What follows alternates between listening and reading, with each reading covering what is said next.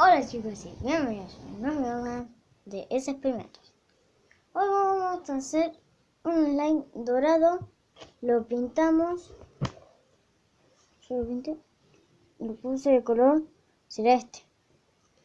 Y primero le eché agua. Después le puse plasticola para que sea gelatinoso. Duro, así. Y después sí lo pinté. Y ya quedó. Lo voy a echar un poco más por las dudas. No quedó más. Bueno chicos.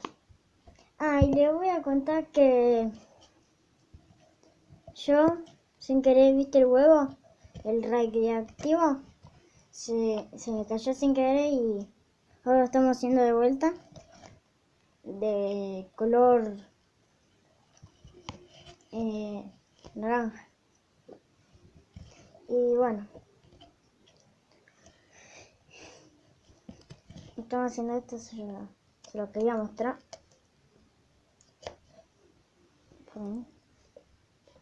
¿Lo ven?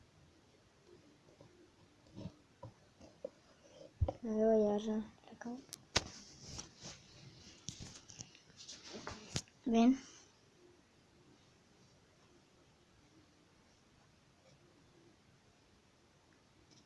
No puedo grabar bien. ¿Sí ven?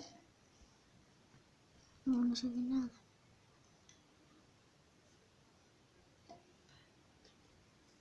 El palo. Y este es el palo para remover. Solo quedó.